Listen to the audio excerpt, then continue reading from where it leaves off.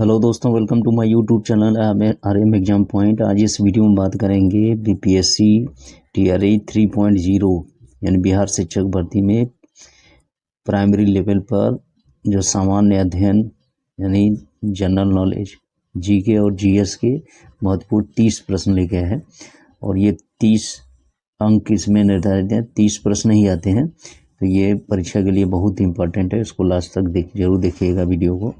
पहला इसमें प्रश्न है, जारवे कल्चर एक चालुक्यलिथिक पुरातात्विक स्थल है जो वर्तमान समय निम्नलिखित में से किस भारतीय राज्य में स्थित है? महाराष्ट्र, असम, गुजरात, बिहार। तो किस राज्य में स्थित है? वह है महाराष्ट्र में स्थित है, यानी पहला का ए ऑप्शन सही हो जाएगा। दूसरा, प्रारंभ में राजगृह जो आधुनिक के राजगीर का प्राकृत नाम है जो मगध की राजधानी थी, कहाँ पर? बंगाल, उड़ीसा, पंजाब, बिहार। ये किसके है? बिहार की राजगीर का प्राकृत नाम है जो मगध की राजधानी थी। दूसरा डी ऑप्शन सही हो जाएगा। नेक्स्ट आते हैं प्रश्न, रजिया पहली महिला मुस्लिम शासक भारत के किस तुर्की शासक की बेटी थी? शमसुद्दीन इल्तुतमिश, कुतुबुद्दीन ऐबक, मुइजुद्दीन बहराम, गयासुद्दीन बलबन। तो ये किसकी शासक की बेटी थी? किस शासक की? शमसुद्दीन इल्तुतमिश की, यानी तीसरा का ए ऑप्शन सही हो जाएगा। चौथा आते हैं, निम्नलिखित तुगलक राजवंश के किस सुल्तान ने चांदी के सिक्के के स्थान पर तांबे के सिक्के चलाए थे? पहला है गियासुद्दीन तुगलक, दूसरा है मोहम्मद बिन तुगलक, तीसरा है फिरोज शाह तुगलक, चौथा है महमूद तुगलक। तो किसने चांदी के सिक्के तांबे के सिक्के का प्रयोग किया? तो वह है मोहम्मद बिन तुगलक, यानी बी ऑप्शन इसका चौथा का सही है। नेक्स्ट आते हैं पांचवा प्रश्न, निम्नलिखित में से बंगाल के किस राष्ट्रीय आंदोलन में तिरंगे झंडे को अभिकल्पित किया गया था? पहला है ए खिलाफत आंदोलन, बी है भारत छोड़ो आंदोलन, सी है सविनय अवज्ञा आंदोलन, डी है स्वदेशी आंदोलन। तो ये किस में अभिकल्पित किया गया तिरंगे झंडे को, किस राष्ट्रीय आंदोलन में? तो ये आता है स्वदेशी आंदोलन में, यानी 5 का डी ऑप्शन सही हो जाएगा। छठवां है 1919 में निम्नलिखित में से कौन सी घटना नहीं हुई थी? पहला ये है रॉलेट एक्ट पारित किया गया था, बी है बंगाल का विभाजन हुआ था, सी है मोंटेग्यू चेम्सफोर्ड सुधार की घोषणा की गई थी, डी है जलियांवाला बाग हत्याकांड हुआ था। तो 1919 में इनमें कौन सी घटना नहीं हुई थी उसको सेलेक्ट करना है। तो ये घटना बंगाल का विभाजन वाला नहीं हुआ था, यानी 6 का कौन सा ऑप्शन सही होगा? बी वाला ऑप्शन सही हो जाएगा। नेक्स्ट आते हैं सातवां प्रश्न, 1919 में घटित जलियांवाला बाग नरसंहार कांड का दोष ब्रिटिश सेना के किस जनरल पर था? पहला जनरल किचनर, दूसरा जनरल डायर, तीसरा जनरल स्ट्रिंगर लॉरेंस, चौथा जनरल रॉबर्ट। तो किसके लिए है? वह जनरल डायर को दोष आया था उसमें। 7 का बी ऑप्शन सही हो जाएगा। 8 आते हैं, हथियारों के माध्यम से ब्रिटिश शासन को पलटने के लिए काकोरी कांड की योजना 1925 में के सदस्यों द्वारा बनाई गई थी। किस सदस्यों द्वारा बनाई गई थी? भारतीय राष्ट्रीय कांग्रेस, गदर पार्टी, हिंदुस्तान रिपब्लिकन एसोसिएशन, भारतीय राष्ट्रीय सेना। तो किसके सदस्यों द्वारा यह योजना बनाई गई थी 1925 में काकोरी कांड की?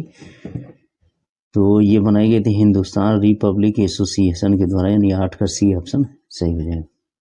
नेक्स्ट आते हैं 9वां प्रश्न, नटाल इंडियन कांग्रेस NIC की स्थापना किस भारतीय ने की थी?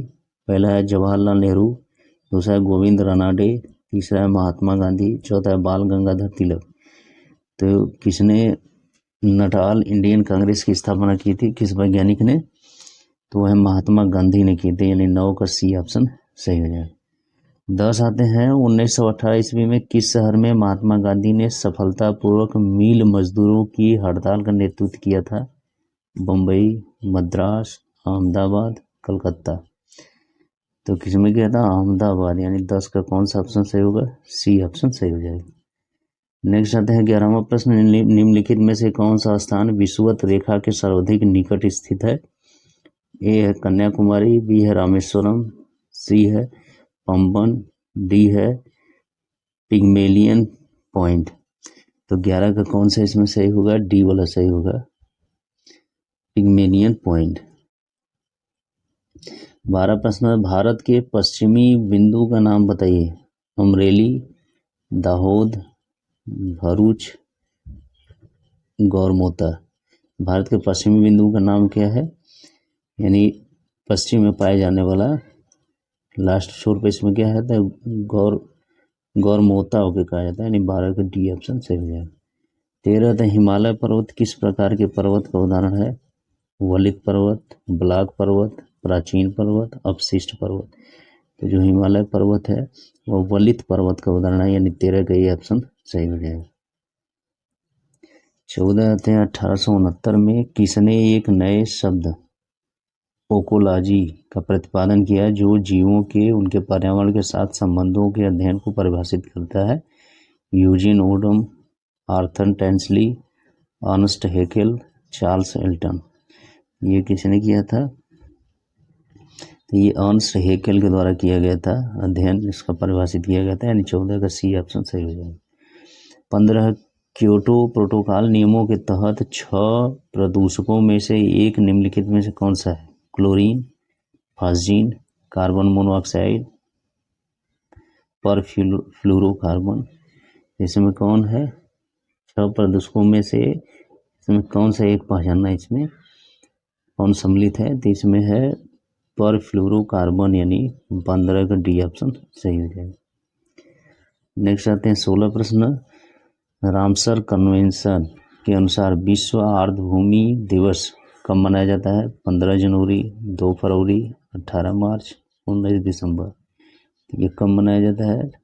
ये 2 फरवरी को मनाया जाता है विश्व आर्द्रभूमि दिवस, यानी 19 का बी ऑप्शन सही हो जाएगा। 16 का बी ऑप्शन सही होगा। 17 चिपको नारा पारिस्थितिकी की अस्थायी अर्थव्यवस्था है, किसने गढ़ा था? चंडी प्रसाद भट्ट, सुंदरलाल बहुगुणा, श्याम प्रसाद बहुगुणा, बचनी देवी। तो चिपको नारा पारिस्थितिकी की अस्थायी अर्थव्यवस्था है, किसने गढ़ा था, किसने दिया था? ये सुंदरलाल बहुगुणा ने किया था, यानी 17 का बी ऑप्शन सही हो जाएगा। नेक्स्ट आते हैं 18 आर्द्र भूमि और उसके स्थान के संबंध में निम्नलिखित में से कौन सा युग्म सही नहीं है? तो युग्म सही नहीं उसको पहचाना है। तो हरि के झील जो है केरल में स्थित है, ये सही नहीं है। दीपोर बिल जो असम में स्थित है, ये सही है। सांभर झील राजस्थान में, ये भी सही है। रोपड़ झील पंजाब में स्थित है, ये सही है। जो हरि के झील है वो केरल में नहीं उपस्थित है, यानी ये मिलान क्या होगा, इसमें गलत होगा। तो सही आंसर इसका ए आएगा, 18 का ए। 19 आते हैं पश्चिम बंगाल में बुक्सा बाग संरक्षित क्षेत्र को वर्तमान में चल रहे से खतरा है, किससे खतरा है? डोलोमाइट खनन से, तांबा कापर खनन से, मैग्नेटाइट खनन से, हेमेटाइट खनन से। हेमेटाइट खनन से तो किससे खतरा है? बुक्सा बाग संरक्षित क्षेत्र को किसके खनन से खतरा है? तो ये है डोलोमाइट खनन से, यानी 19 का ये ऑप्शन सही है। 20वां प्रश्न आते हैं रंगन थिट्टू पक्षी अभ्यारण्य कहाँ स्थित है? केरल, कर्नाटक, तेलंगाना, आंध्र प्रदेश। तो रंगन थिट्टू जो पक्षी अभ्यारण्य है कहाँ पे स्थित है? वह है कर्नाटक में स्थित है, यानी 20 का कौन सा ऑप्शन सही होगा? बी वाला सही। 21 प्रश्न है वह कौन सा अधिनियम था जिसने भारत में सत्ता ब्रिटिश ईस्ट इंडिया कंपनी से ब्रिटिश क्राउन में स्थानांतरित की थी? ए है भारत सरकार अधिनियम 1833, बी है भारत सरकार अधिनियम 1835, सी है भारत सरकार अधिनियम 1947, डी है भारत सरकार अधिनियम 1858। तो ये कौन सा होगा? इसका सही विकल्प इसमें आएगा डी आएगा, भारत सरकार अधिनियम 1858।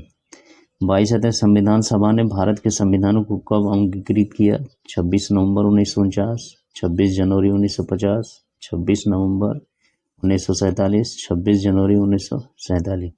ये में 22 का सही ऑप्शन क्या होगा? ए हो जाएगा, 26 नवंबर 1949। नेक्स्ट आते हैं 23 प्रश्न, निम्न में से किस भाषा को संविधान की 8वीं अनुसूची में सम्मिलित नहीं किया गया है? सिंधी, भोजपुरी, नेपाली, संथाली। तो किसको 8वीं अनुसूची में शामिल नहीं किया गया है संविधान की 8वीं अनुसूची में, किस भाषा को? तो इसका सही विकल्प जाता है भोजपुरी को, यानी 23 का बी ऑप्शन सही हो जाएगा। 24 है, भारतीय संविधान का कौन सा अनुच्छेद कानून के समक्ष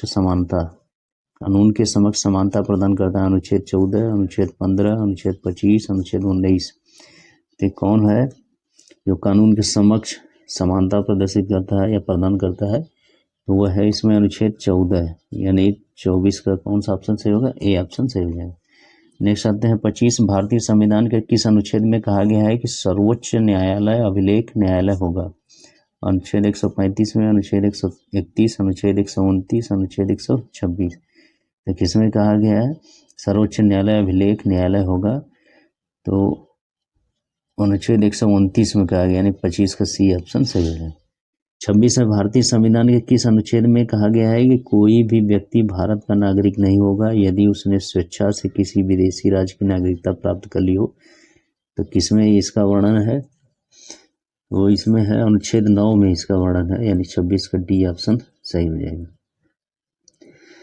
27 है, किस राज्यसभा सदस्य के लिए भारत का प्रधानमंत्री बनने की न्यूनतम उम्र क्या है? किसी भी राज्यसभा सदस्य के लिए भारत का प्रधानमंत्री बनने की न्यूनतम उम्र इसमें क्या होती है? वो होती है न्यूनतम उम्र 30 वर्ष होती है, यानी 27 का सी ऑप्शन सही हो जाएगा। 28 है, लोकसभा के पहले स्पीकर कौन थे? जीबी मावलंकर थे, Sarvepalli Radhakrishnan, M Ananthasayanam Ayyangar, doctor PV Cherian. Lok Sabha के पहले स्पीकर कौन थे, यानी प्रथम स्पीकर इसमें कौन है? तो ये थे जीबी मावलंकर थे, यानी ए ऑप्शन 28 का ए ऑप्शन सही हो जाएगा। 29 आते हैं, भारतीय संविधान के अनुसार राज्य परिषद के सदस्यों का कार्यकाल कितना होता है? तो राज्य परिषद के सदस्यों का कार्यकाल कितना होगा इसमें ऑप्शन बचाना है, तो वो होता है 6 वर्ष होता है, यानी 29 का सी ऑप्शन सही हो जाएगा। नेक्स्ट आते हैं 30वां प्रश्न, भारतीय संविधान का कौन सा अनुच्छेद यह घोषणा करता है कि भारतीय संविधान 1950 के लागू होने से पहले के भाग 3 से असंगत सभी कानून शून्य माने जाएंगे? तो किसमें ये कहा गया है, किस भाग में? तो यह आता है 13, यानी इसका 30 का कौन सा ऑप्शन सही होगा? सी ऑप्शन सही हो जाएगा। तो इस तरह से हम लोग देखिए जनरल यानी सामान्य अध्ययन के 30 प्रश्न थे जो कि परीक्षा के लिए बहुत इंपॉर्टेंट है। यदि ये वीडियो अच्छा लगा तो मेरे चैनल को सब्सक्राइब करें, वीडियो को लाइक शेयर करना ना भूलें। Thank you.